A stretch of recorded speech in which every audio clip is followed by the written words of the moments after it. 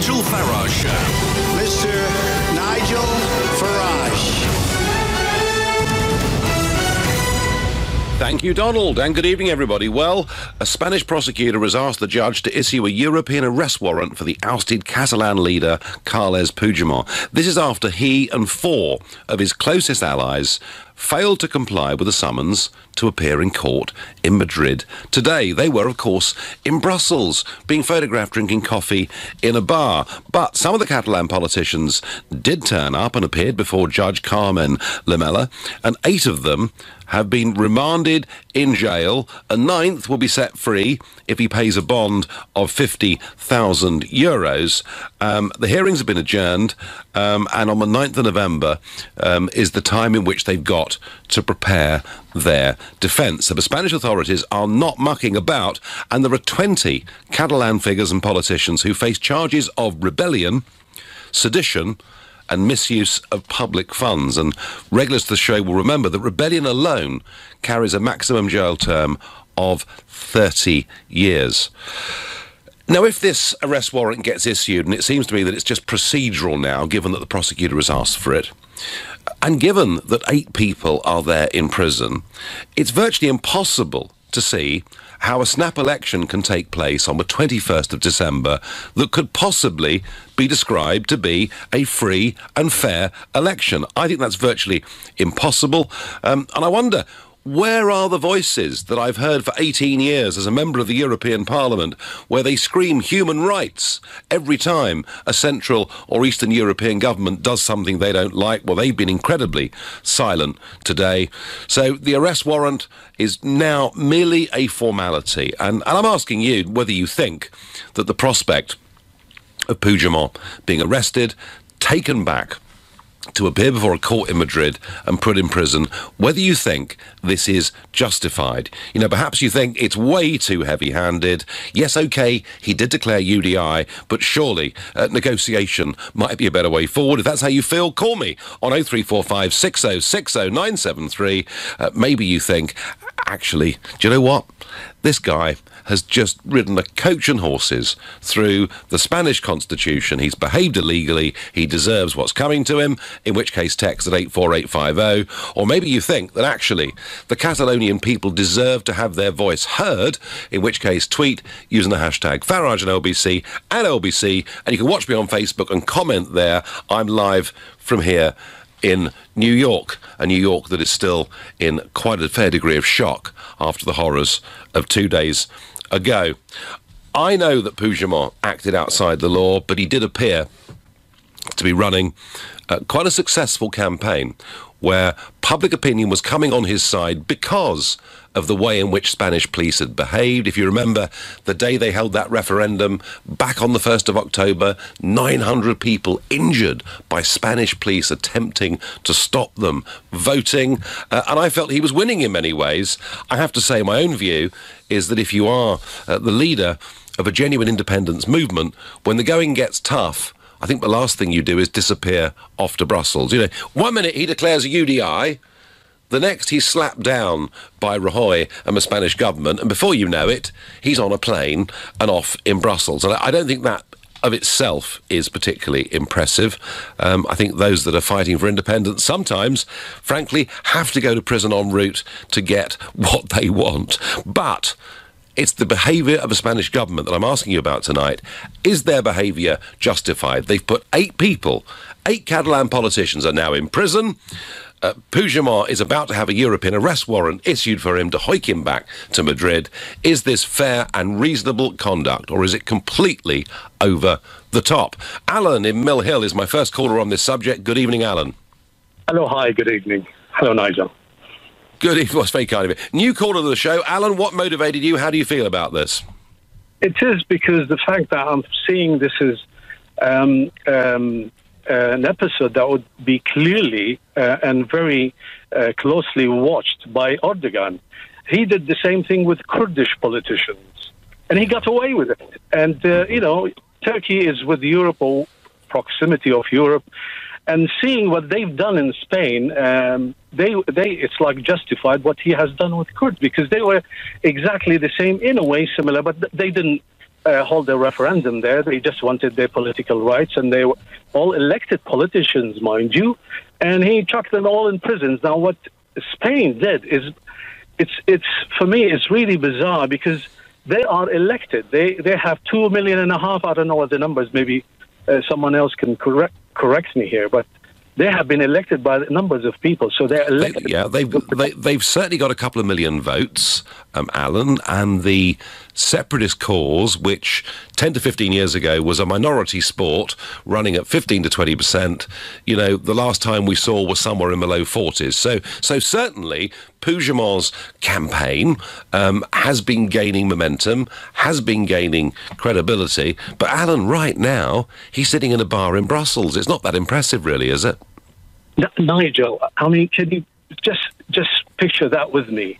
Say if Scotland wanted to hold a referendum and Britain calls it illegal, would they actually do what Spain has done?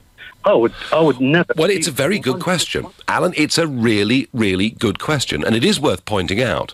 Although I've never been a fan of politically, I mean, personally, Alex Salmond is very, very personable and charming and fun, but politically, I've never been a fan of Salmond or Sturgeon because I've always thought the use of this word independence was actually fraudulent, given that they wanted to stay part of the European Union. But you'll notice, Alan, that all the way through that, Salmond, in the run-up to that referendum, was always very careful, wasn't he, to stay the right side of the law.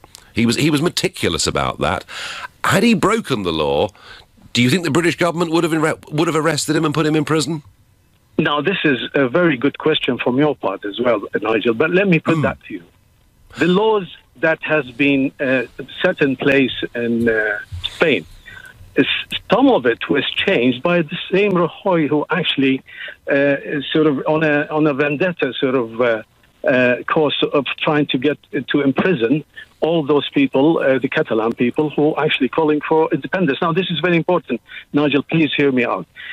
In I don't know how many months ago, actually maybe a year, he got few of the judges who had their terms completely ended, finished. They could have been like retired and all that. He got them together to change some of the laws, which now he actually using against Puigdemont and the others. This is very important, and not to forget, please, Nigel, that the PP, the Partido Popular, the Popular Party, is actually the same party that was set up by Franco, the fascist Franco.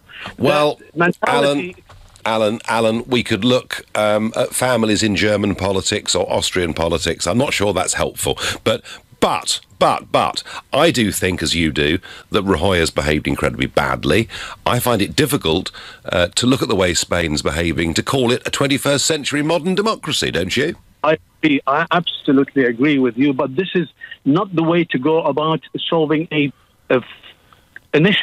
existential, if you like, political problem that Spain is facing. This is not the right way, because he will antagonize a section of Catalonians, and he did already. Well, I think he will too. No, Alan, I've felt all the way through this that Catalonian separatism gets closer with every action of the Spanish government, and it may well be a calculation that Puigdemont's in Brussels because he wants a European arrest warrant to martyr him, and maybe that's his thinking. I just sort of think it's a bit odd that he's sitting there in Brussels. Alan from Mill Hill, I thank you very much. The ousted Catalan leaders should move to Gibraltar, as the Catalonian government in exile suggests Richard. Well, that really would be red rags to the Spanish bull, would it not? I think people need to be heard. What happened to innocent until proven guilty? Free them and let them stand on the 21st of December. Do you know, to me, if those elections on the 21st of December are not held on a free and fair basis, then Spain begins to look like a banana republic. And I've been tweeting and saying this for the last 2 to 3 weeks. If these guys are all going to be in prison and unable to campaign, those elections are a farce. And I still stand by the view that I said on Sunday, on the Sunday edition of this show. I think the only way this can be settled is to have a free and fair referendum and let both sides fight it out, and let's get a result that both sides are prepared to respect. Mind you, not everybody in the UK, of course, is respecting our referendum, but there we are.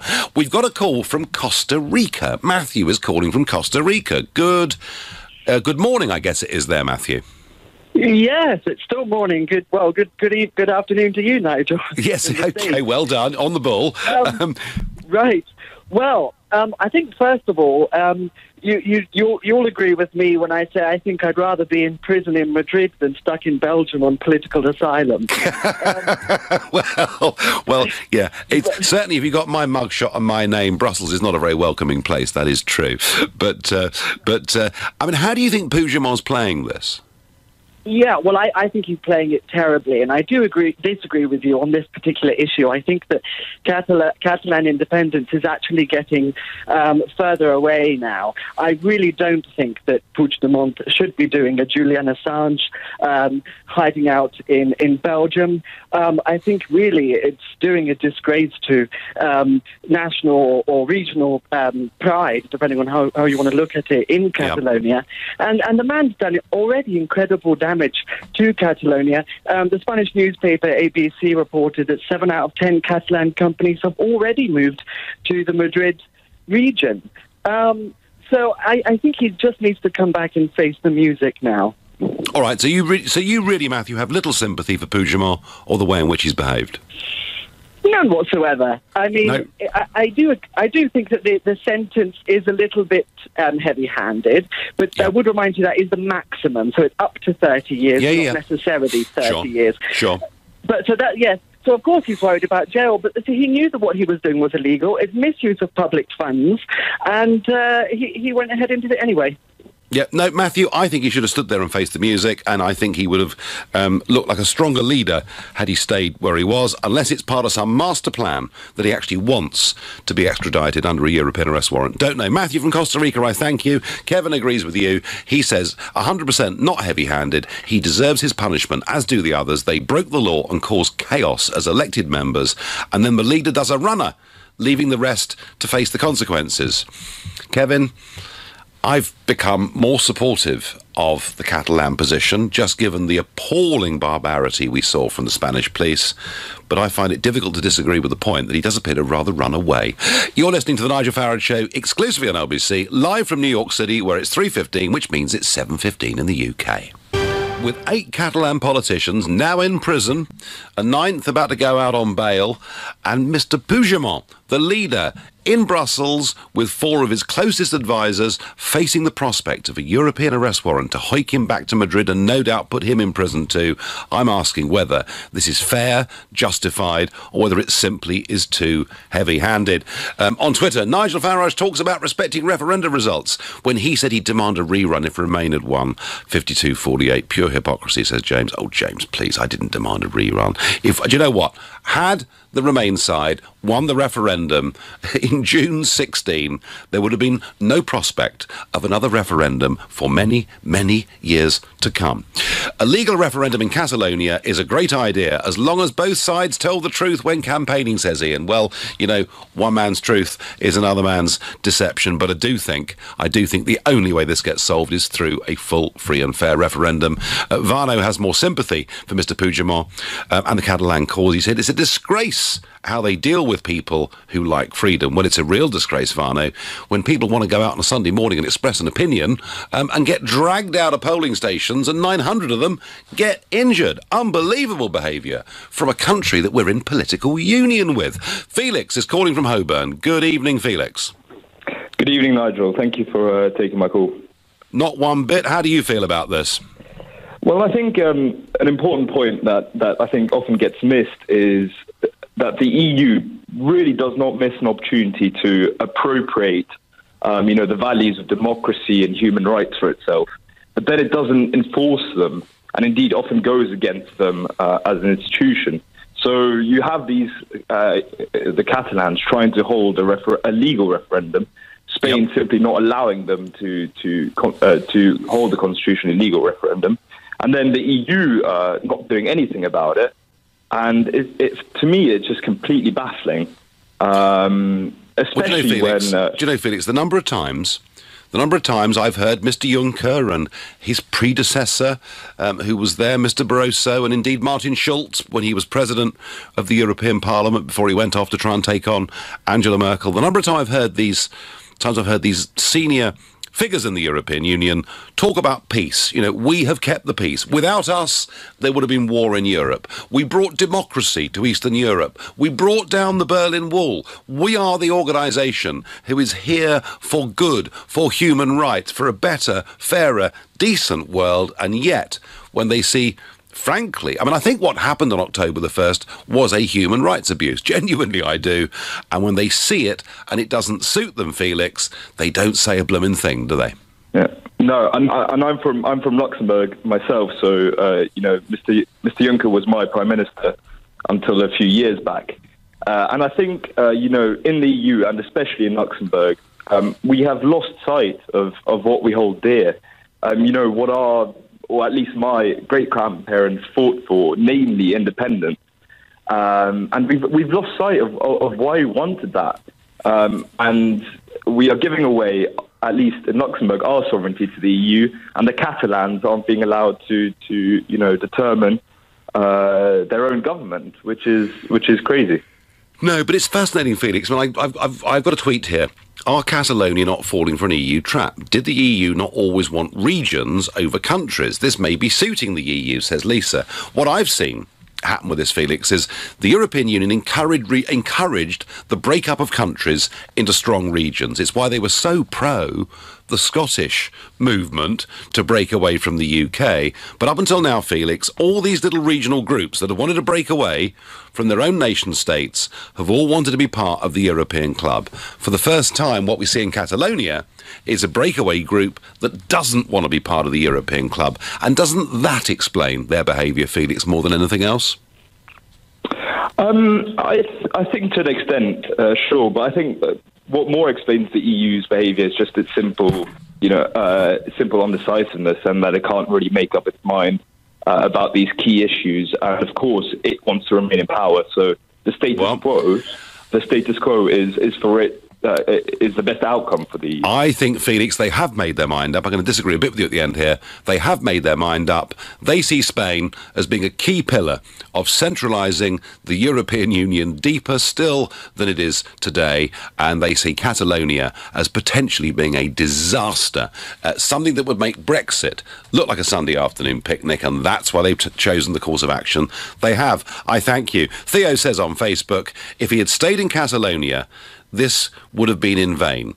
It's about a political persecution, and if he is to be arrested, this should be carried out abroad so that the whole world can see the true face of the EU. Theo, I accept that maybe this is his calculation. Maybe his calculation is that he's hiked out of a Brussels coffee bar, put on a plane, made to appear in Madrid, chucked in jail, and that gives him martyrdom status in Catalonia.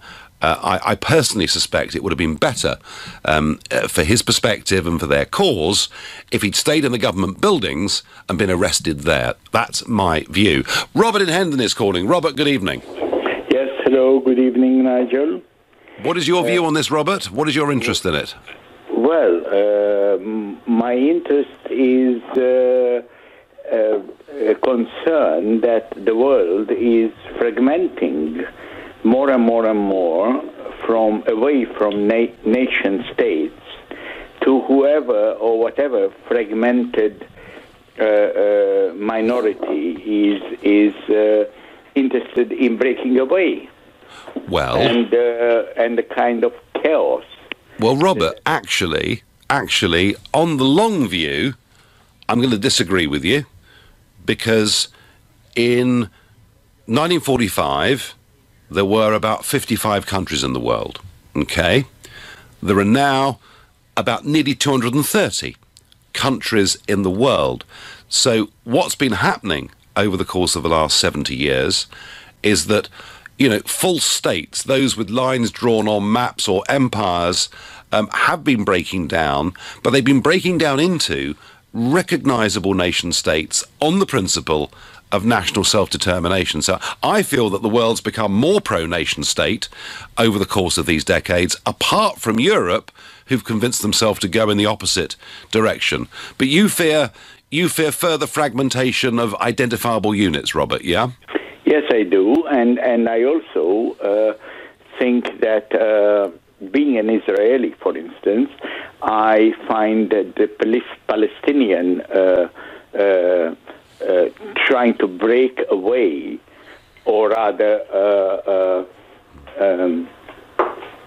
in some way self-declare, even despite the fact that the Palestinians in Israel would rather stay in the... Well, Robert, that is a uniquely difficult issue, and we will debate that fully on another day. But Robert there from Hendon, scared about fragmentation. My counter is, actually, there are a lot more nation-states around the world than there were. I think it's a pretty good and a pretty healthy thing. Angela says, is Spain calling the shots or the EU? Angela, the Spanish government is calling the shots with the absolute full support of the European Union. You know, we saw Franz Timmermans, Juncker's number 2, making the point after the 1st of October, after 900 people were injured, Timmermans made the point that necessary force sometimes has to be used. Antonio is calling me from Willesden. Antonio, good evening. Nigel, good evening. A pleasure to talk to you again. Pleasure to talk to you. So, is all this fair and reasonable, Antonio? I mean, you could argue that Puigdemont and the gang have ignored the national parliament, ignored the national government, gone ahead with a referendum that wasn't sanctioned, declared UDI. I mean, is it reasonable to think they deserve what's being done to them? Absolutely, and I'll tell you why. Carles Puigdemont, and I go back to Arturo Mas, who was at the moment trying to crowdfund to pay off a fine for doing something similar, yeah? Carlos Puigdemont, Arturo Mas, and company not only run roughshod over Spain's constitution, Nigel, and you have to, I'm Portuguese, my grandfather was a Spanish Basque who ran for his life, okay? We have long memories of how this happened the last time. I was born into a fascist state in Portugal, so I have heavy memories of all of this. But there's one thing that's really important. Carles Puigdemont, right, not only disobeyed Spain's constitution, of which Catalonia voted 91% in favor in 1978, right, he also ran roughshod over Catalan democracy. The people who declared this referendum illegal was the Constitutional Court of Catalonia, okay? And I put something else to you. With an Iberian mind, all right? It says in the Spanish Constitution, for a reason, right? The Constitution covers all peoples of Spain, right? And it does that for a reason, because of the long memory we all had of the Spanish Civil War. This guy and his cronies, I'm sorry to say, and I'm a little bit intimate with the whole subject, but I've done something close to treason. Antonio, and that is the view that Rajoy is taking, and you know, that is why they're going to face these charges. You know, they're going to face charges of sedition and misuse of public money and rebellion. I understand what you're saying, but Antonio, just very quickly, if the people of Catalonia wish to express an opinion about their future, should they be denied? Nigel, there is a legal mechanism in Spain. Okay, well, let's hope, Antonio, that these elections, which are a legal mechanism, which take place on the 21st of December, let's hope, Antonio, for everyone's sake, they're free and fair. You're listening to the Nigel Farage Show, exclusively on LBC, live from New York. It's 7:30. The Catalans have broken the Spanish constitution, they've held an illegal referendum, they've declared UDI, and there are many of you who think they're getting their just desserts by being chucked in prison and Puigdemont about to have a European arrest warrant put upon him. I have to say I don't take that view. They may well have played fast and loose with the law, but I do think that the only way you solve a situation like this is to have a full, free and fair referendum. What Rajoy, the Spanish PM, has proposed are elections on the 21st of December, but if the leading contenders for separation are in prison, difficult to see how they could be full, free and fair elections. Here in New York, US President Donald Trump has repeated calls for the suspect in the New York truck attack to get the death penalty. The suspect himself has been interviewed, has said he felt good about Tuesday's Halloween killings. He wanted to kill as many people as he possibly could. As it was, there were 5 Argentinians who were in New York to celebrate 30 years since their high school graduation, a young mother from Belgium, and 2 Americans who've died. Mr. Saipov, the Uzbek immigrant, was shot at the scene. He's being held in hospital under guard. Initially, Trump said he wanted to send him to Guantanamo Bay, but he's decided that actually is a much too slow a process. And Trump's tweet today is, should move fast, death penalty. This is not inconsistent. Trump in the past has paid for adverts in newspapers after horrible things have happened, saying, bring back the death penalty. I wonder what will happen. Because this will be a federal prosecution, it will go over New York state law. New York is a state that does not have the death penalty, but at a federal level, the death penalty could be applied. And there are many states in America that still do conduct the death penalty. When I was younger, I always thought the death penalty was the right, just thing. I now have a slightly different view. I don't really want the state to have that much power over our lives, but the US president, very clear in what he thinks. Okay, back to this debate. Should Mr. Puigdemont be dragged back from Brussels, put before a court in Madrid, and put in prison for what he's done? And I'm going to Andalusia in Spain to speak to Phoebe. Good evening, Phoebe.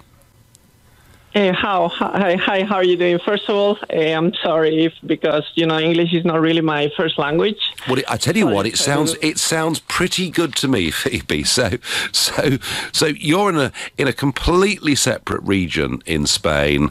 How does the behaviour of the Catalan separatists look to you? Well, here's the thing: is I used to live in Catalonia for 3 years. And I do agree with you regarding that we should have a legal referendum. The problem that I see right now in Catalonia is that I don't see that we can have a really objective point of view. Because ever since the Constitution was ratified by more than 90% of Catalans, by the way, in 1978, what the Catalan government has done is use their autonomous powers to indoctrinate people. And I can give you a couple of examples. For example, one of my friends that is a Spanish language teacher in a high school, as soon as he started showing, posts on Facebook that he doesn't agree with the process that they are going through, he got fired. So whoever really works in the public sector in Catalonia who doesn't agree with their views, you have problems. You either get fired, you get looked down upon.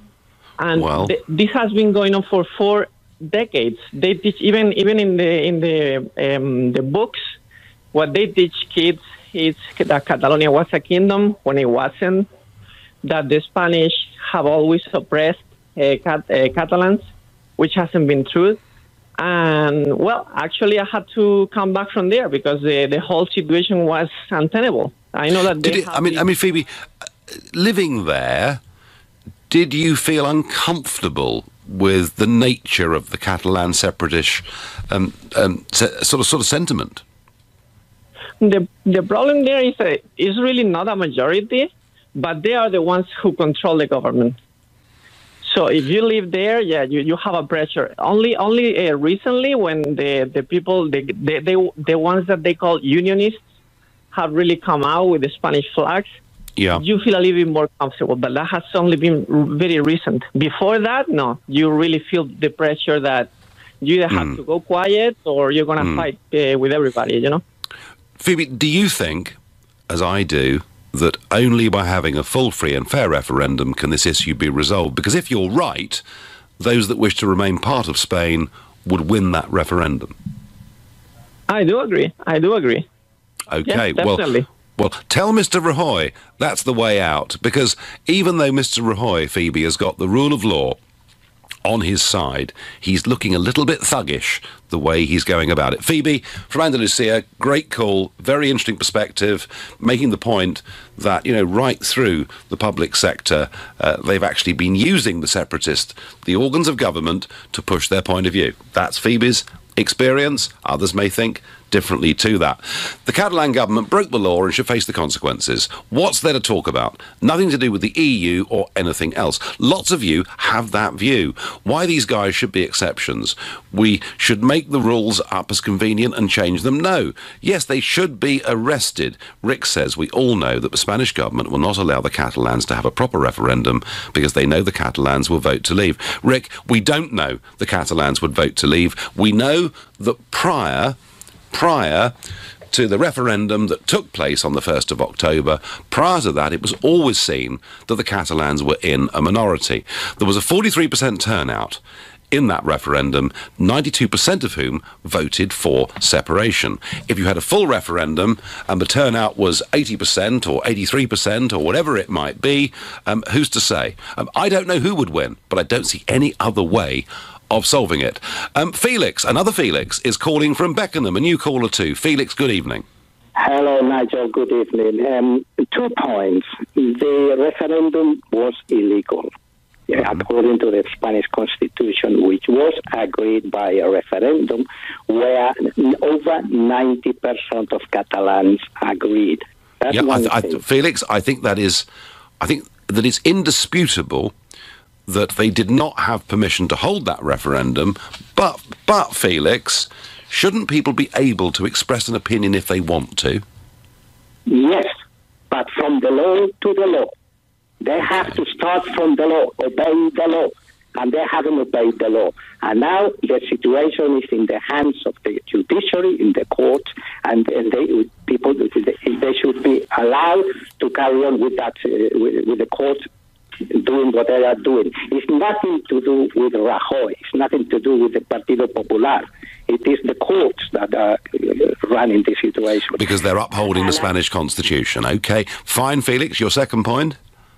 Well, the second point I was going to make is that it is the judiciary that are running this, and Puigdemont should go back to Spain to face the music. Okay, so you have no sympathy for Puigdemont. And do you have any sympathy, Felix, for the 93% of people who went out on October the 1st and voted for Catalonia to leave Spain? You don't believe that referendum was done properly, do you?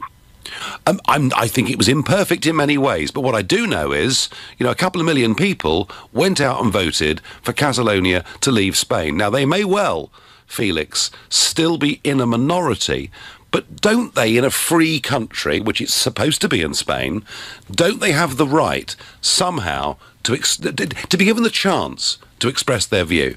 Yes, but they have to change the Constitution. They have to go from the law to the law. They cannot break the law to get their way. They have to change the Constitution first. And what if they can't change the Constitution? Sorry? What if they can't change the Constitution? If they can change the Constitution, I don't know.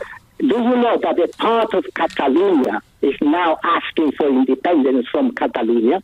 Do you know that? That is where it would take us if we allow all these sort of things.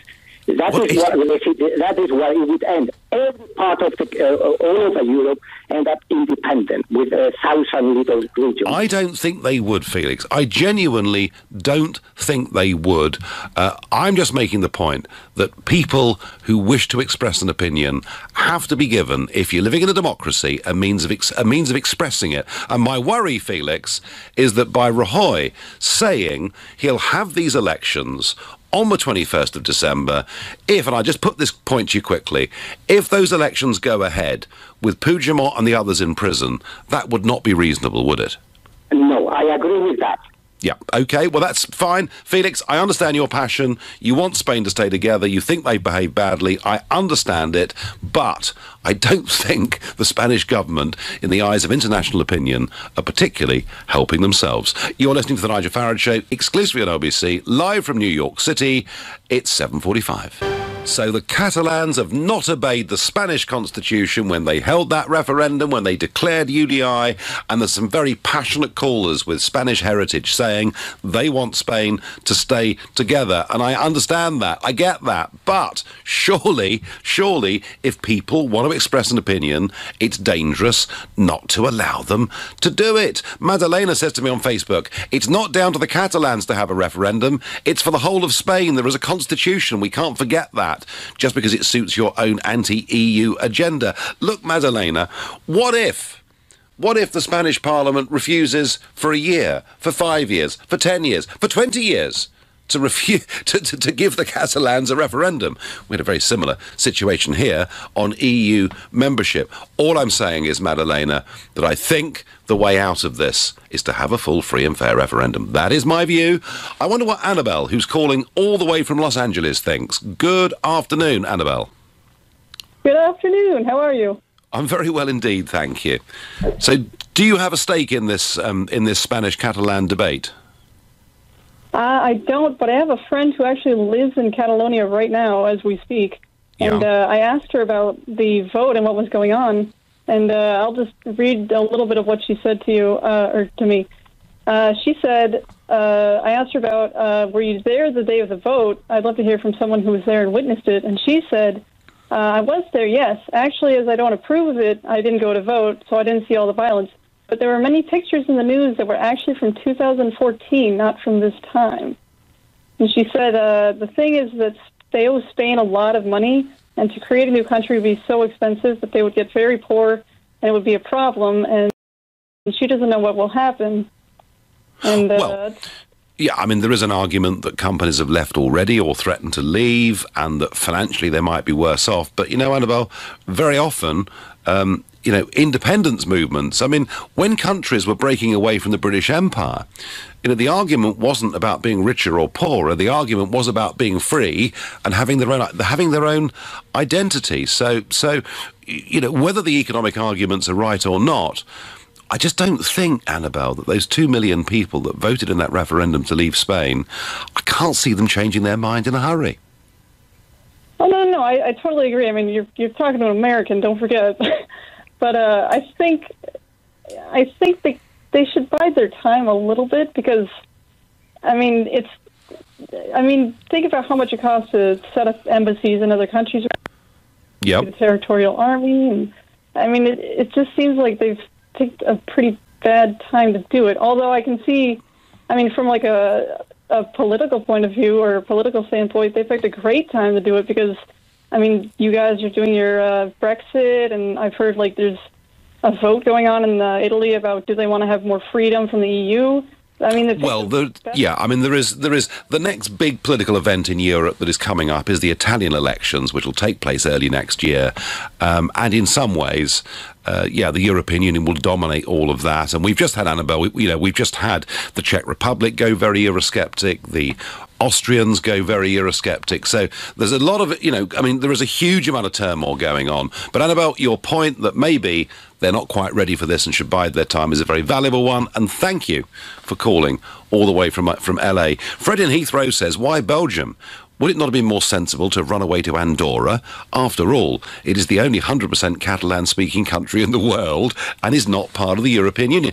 Good point, Fred. But, I'm beginning to think maybe Puigdemont's thinking is that the European arrest warrant gets issued, he gets dragged back there, that gives him a degree of martyrdom. I'm still not sure that, frankly, being in Brussels at the time when 8 of his colleagues get put in prison, when he's sitting there in a coffee shop, I'm not sure that chaotic press conference we saw on Monday, I don't think it's looked very good, personally, I have to say. I can see Catalonia doing really well, remaining with Spain, with more devolved powers. As they are staying in the EU, their people will continue to prosper, says Matt. Well, some would say that's not the case, but is simply having more devolved powers is that really enough to satisfy those people who turned out on the 1st of October? I'm not sure it is. Isabel is calling me from Suffolk. Isabel, good evening. Oh, hello, good evening. I'm very, very happy to speak to you. My husband and I are great fans of yours. Well, that's very sweet of you, Isabel. And how do you feel about this? How do you feel about Spain and Catalonia and what's been going on? Well, I'm Spanish. I'm Spanish, and I am half Spanish, half Catalan. So I would say that I know what I'm talking about, and I can tell you from some of your callers that just spoke to you that it's not true. Nobody is bullying anybody for being from a different place at all in Catalonia. Catalonia is a very, very rich and cultural area of what you call Spain. But I truly believe that now, after I've seen what's happening, how the government is treating everybody, how the police is treating everybody, I really see now that we should be independent. And we can still trade with Spain. We can still trade with everywhere in the world, the same as Brexit. So Isabel, let me just ask you this. Is it the behaviour of the Spanish police and Rajoy's government, is it that has turned your mind in the course of the last month or so? No, I always wanted to have some sort of independence because it's a culturally totally different country, and I'm not happy with Europe as it is, as such. So I didn't vote Brexit because I am not British, therefore I cannot vote. But my husband voted Brexit. So the whole package together, I think we're better off being without Spain and being without the big wolves in Brussels. No, Isabel, you've made the point very clearly, but you realise that if and when that referendum comes, the people in Catalonia will be told that all the businesses will leave, they'll be poorer, it'll be a disaster. I mean, when that referendum comes, can you predict at the moment which way you think it will go? Well, how can we get poorer when we have businesses, where we have people that are willing to work, where we're going to have new businesses building up in Catalonia, where people are going to realise that, excuse me, there's not a big scary thing to be independent. It's not a big scary thing to be out of the EU. We can still deal with everybody. We can still set up businesses. We have a lot of beautiful areas for tourism. Come on, it's just a scary mongoose. No, it's not going to happen, Nigel. Isabel, thank you so much for your call. Isabel, they're making the Eurosceptic point for Catalan independence. And it's arguments like Isabel's that frighten the life out of Jean-Claude Juncker, the President of the European Commission, which is why last weekend he was saying the cracks are beginning to show in Europe. And my last caller on this subject this evening is Luke in Croydon, who's a new caller to the show. Luke, good evening. Good evening, Nigel. How are you doing? I'm doing fine. So what do you think? Is Puigdemont a bad guy or a good guy? Well, I can't say there is a straight answer to that, but my instinct is telling me that you should face the music, because Catalonia is a rich area of Spain, yes, but they didn't build everything on their own. They did benefited from all the infrastructure built by the Spanish government, so they do have their part to pay in the debt that Spain owes as well. So if they want to leave, that's not the biggest issue. But the biggest issue is, how do you do that? How do you go around your things? That's where they got it wrong. That's how I am concerned. Well, some would say the British government are grappling with that issue right at the moment with the European Union. So you think that there needs to be more practical discussion from the Catalan separatists as to how they're going to do it before they really become legitimate? Definitely, they needed to do that. They had to do that. And then also because Spain is just about to recover from a very difficult economic period they've been going through. So it's not at that particular moment that the richest part of the country will say, well, we're out. You are out. Where are you going? But they need some more plans. Yeah. Luke, thank you so much for your call. And finally, on Twitter, I get, Nigel, you are a staunch supporter of democracy. Please respect the 60% plus who do not want independence in Catalonia or did not vote. Well, the point about that is that people who don't vote in elections don't count. But there were many that boycotted that referendum on the 1st of October because they thought it was illegal. This needs to be brought to a head with a full, free and fair referendum. It's the only peaceable, sensible way this is going to get resolved.